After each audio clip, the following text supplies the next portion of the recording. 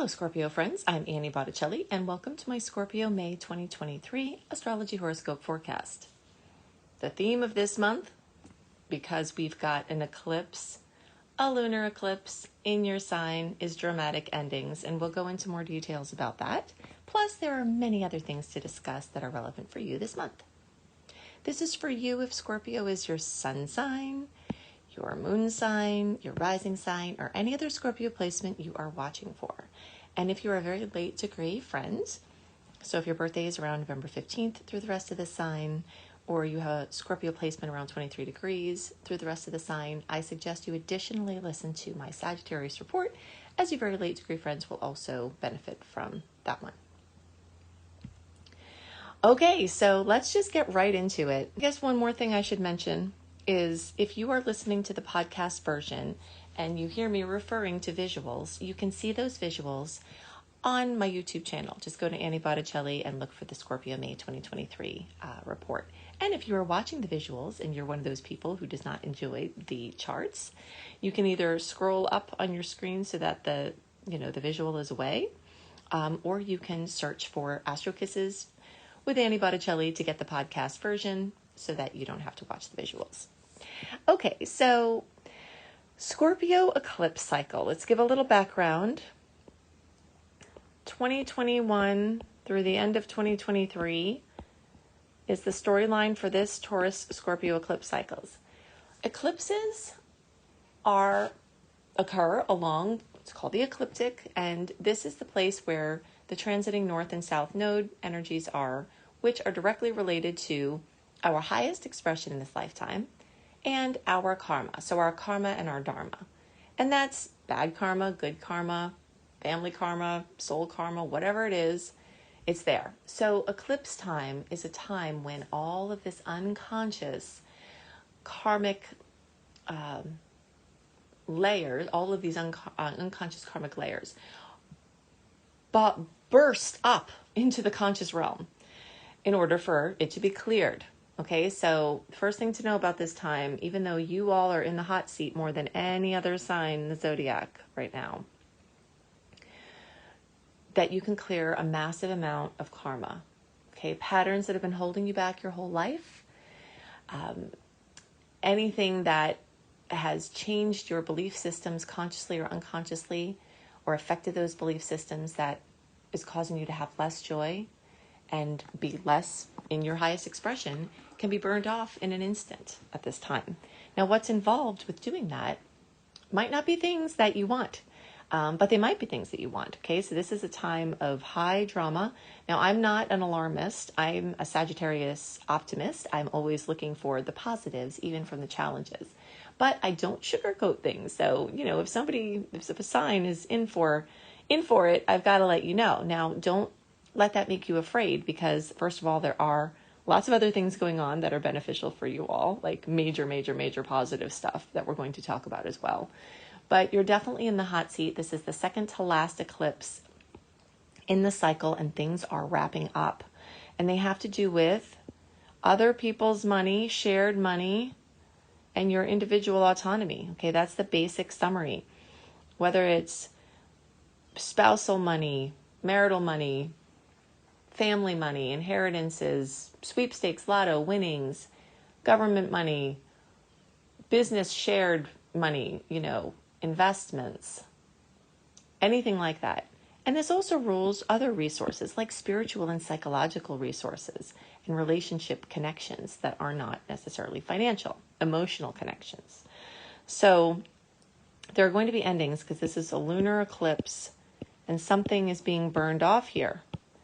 All right, so everybody in the zodiac is going to see things from this, whether they're conscious of it or not. Sometimes these things work more on a deep level where we don't see the outward things, but we feel changes inside.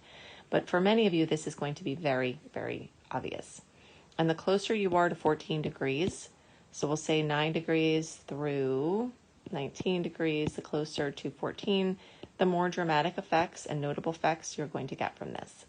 Okay, so that's basically our friends right at the end of October. So, Halloween babies, near there, through around November 9th or 10th, and then the closer you are to like November 4th or 5th, the more you're in the hot seat. Now, remember, this can actually be a good thing too. Let's say you're in a terrible relationship. Maybe it's violent. Maybe it's abusive. This can be the ending of that relationship. This could be the time where your empowerment comes and you step out of it. Maybe you have a terrible addiction or something that's holding you back. This eclipse can eclipse that out and free you into unimaginable levels of joy and personal expression. So, but it is intense, okay? And what is at stake is other people's stuff versus your autonomy and your individual income and self-sufficiency. And that is the big storyline also wrapped up here, because this is happening in the first house for you, opposing the 7th house. Plus, you can see this very full 7th house. It's about relationships. It's not just the resources, which is like the 8th house stuff. It's also relationships. And you can also see that there's, or say that there's a polarity having to do with logic, which is Taurus, practicality, versus intuition, your inner world versus your outer world, your intuition versus logic. So there's a lot going on here. Relationships are going to feature very strongly, and there are going to be a lot of changes. Now, again, this could be positive. This could be a new chapter. Like, for instance, you and your partner are having a baby. So what's being eclipsed out is your life with your partner without a child, and you're bringing in the child, right? So you can see these endings don't have to be bad, but they often will be at least bittersweet. And in some cases, you'll just be ready to move on from it and be grateful for the positive change. A lot of the changes that tend to come from eclipses are non-negotiable, meaning you actually don't have say in them. They're out of your control. The only thing you can control is what you do with the information that comes in and the perspective you have about it. For some context, think back to the end of 2012 or late 2012 through 2014. And then even further, late 2002 through early 2005. What was going on then? Now remember, not everything going on then is going to repeat as a theme or necessarily happen again, because there were astrological factors that were at play during that time that are not at play now. But there will likely be themes along the fronts of this me, we, my stuff, our stuff, your stuff, merging, shifting, occurring. And those are the types of themes that will return.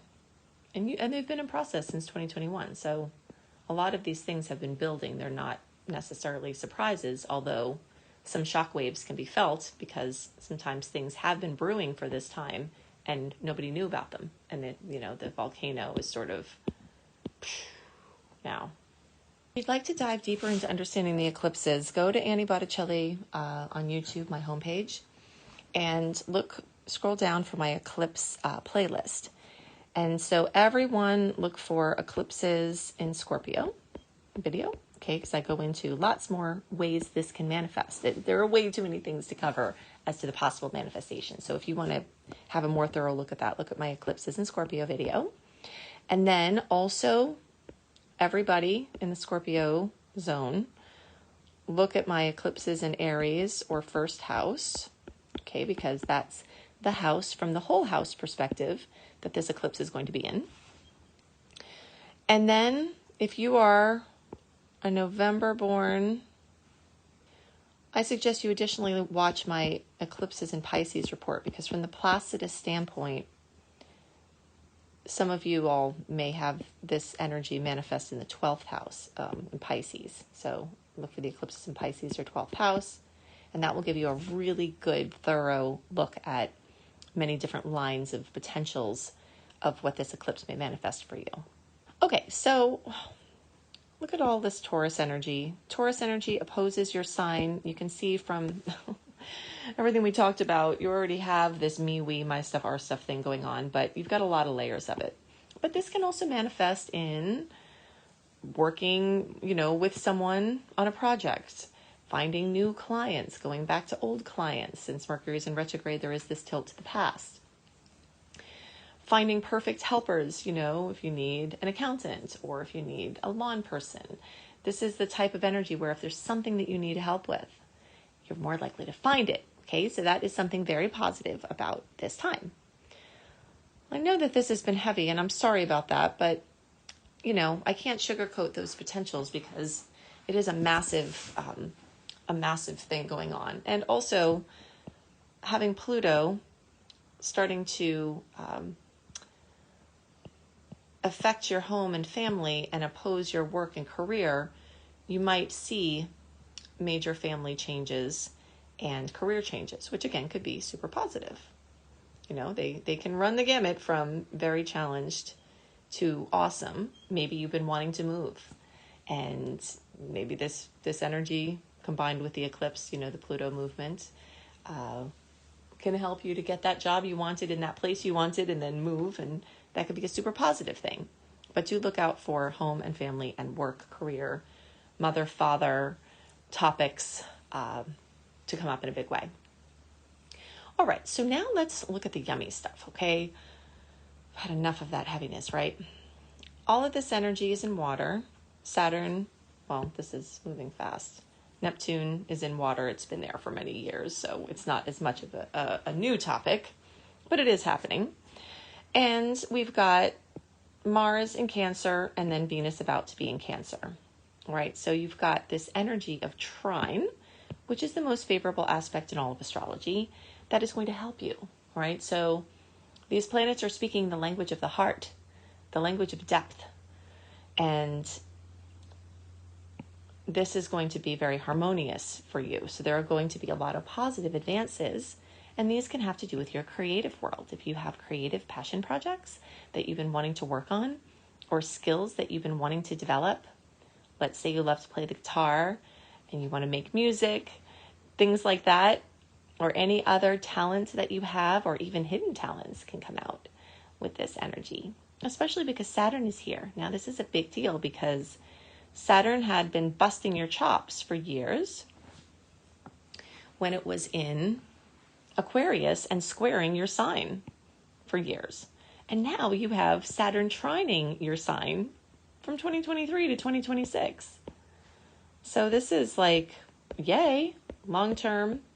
This is new. That's why it's exciting to talk about now. But you do have this long-term blessing.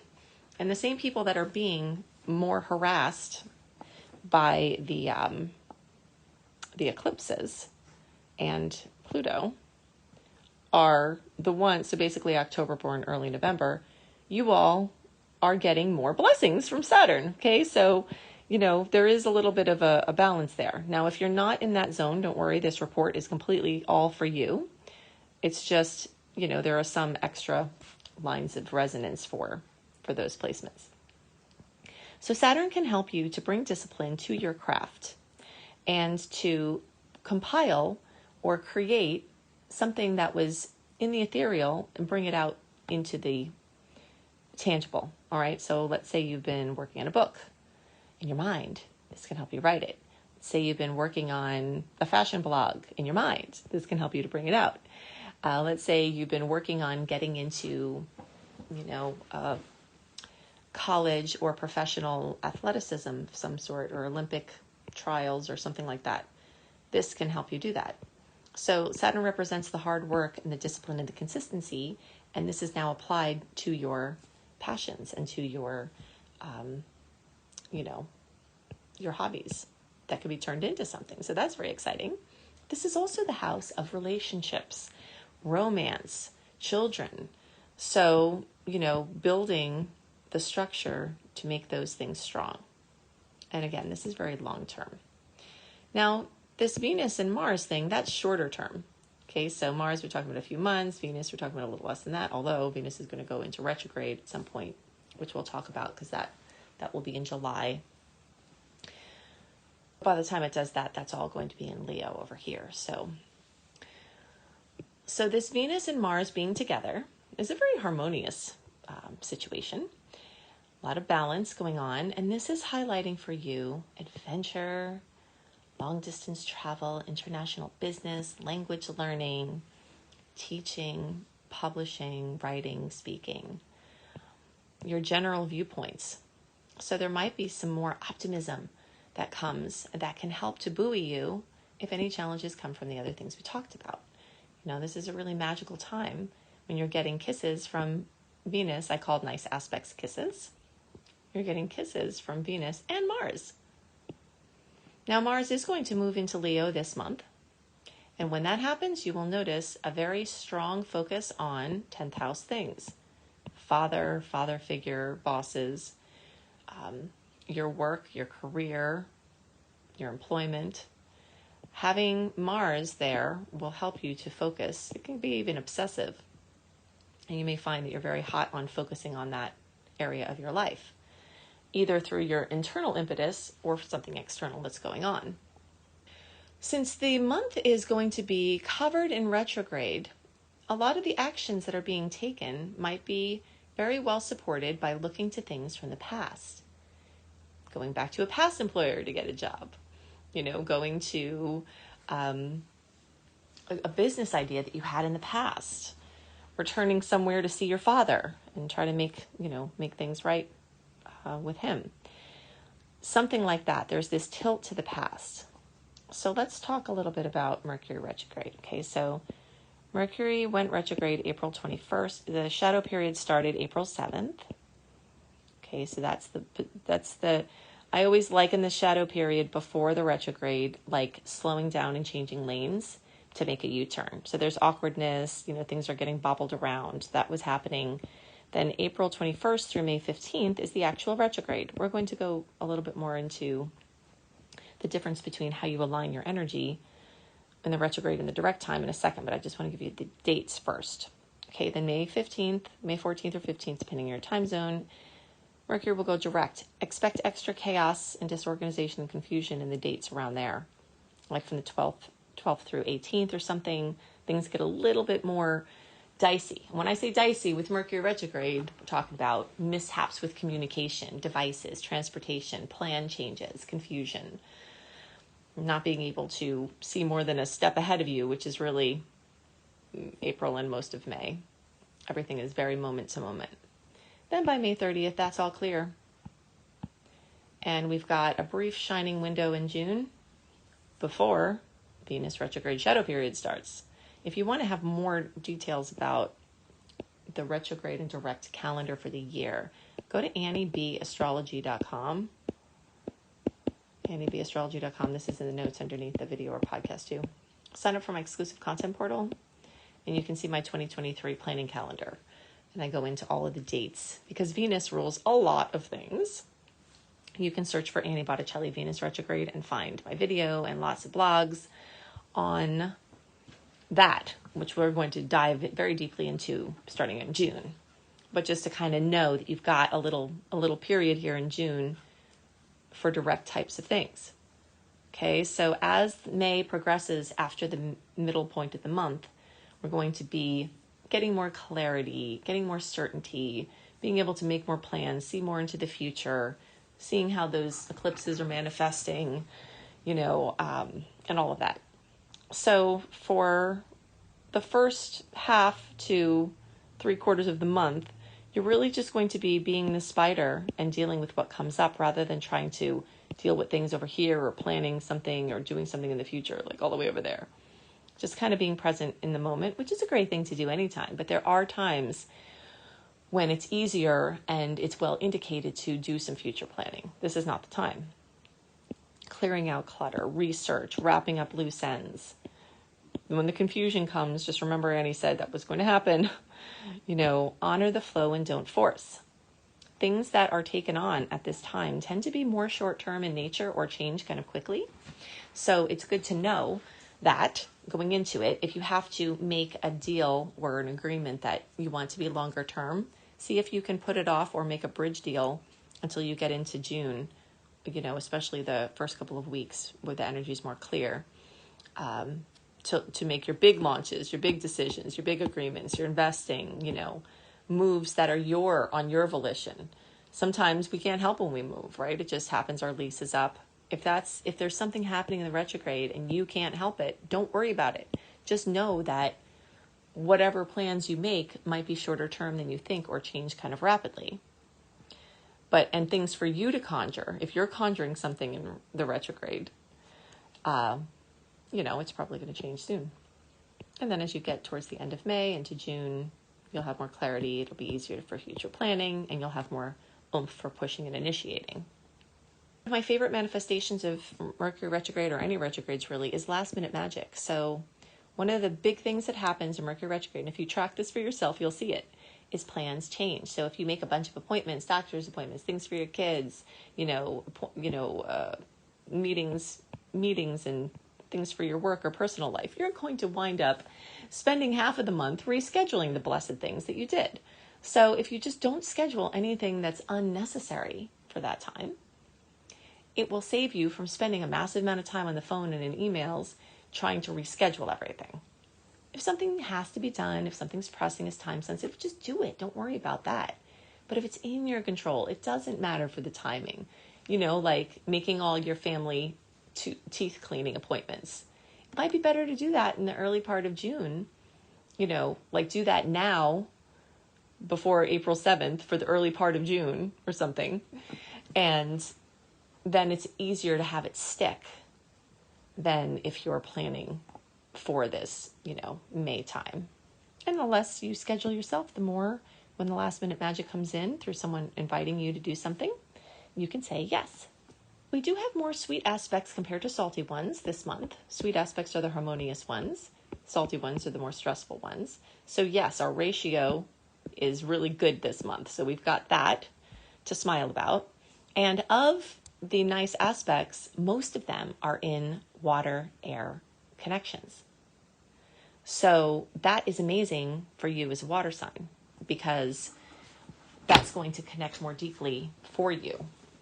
Now, if you like to have a write-up of all of the most, notable aspects and the written overview of the month, go to anniehelpsyou.com and sign up for my free email newsletter, because that is where I do that whole write-up, if you like the dates and what you can expect, etc. But I'll give you a couple here.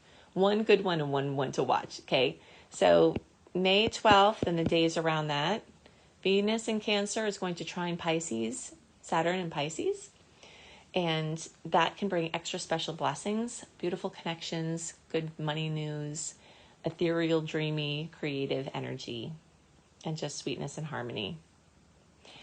And then in the days around the 17th, look out for Jupiter square Pluto. Fortunately, if the outer planets have to come into a challenged configuration like this, when it's Jupiter, it's better. Really, it just tends to be better.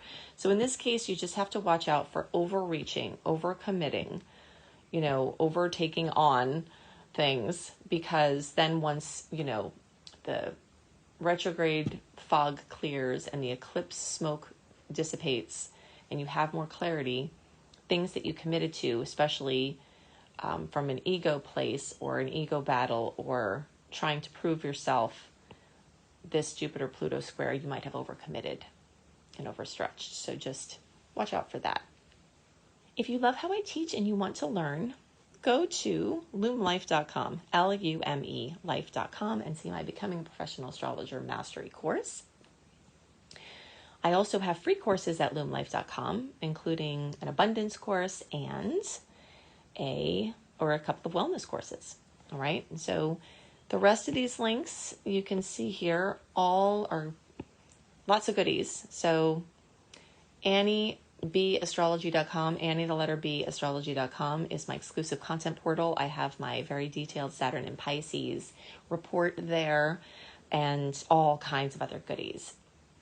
I also have several books that you can search for anywhere online or in major booksellers. Planetology, How to Align with the Natural Rhythms of the Universe. Radical Prayer, Transform Your Life and the World in 28 Days. And my spiritual novel, Tough Pill to Swallow. If you love beautiful astrology-kissed blogs, then go to cozybysweetstarlight.com. I haven't been on camera lately, but here's a picture of me saying, have a wonderful month, and I'll see you next month.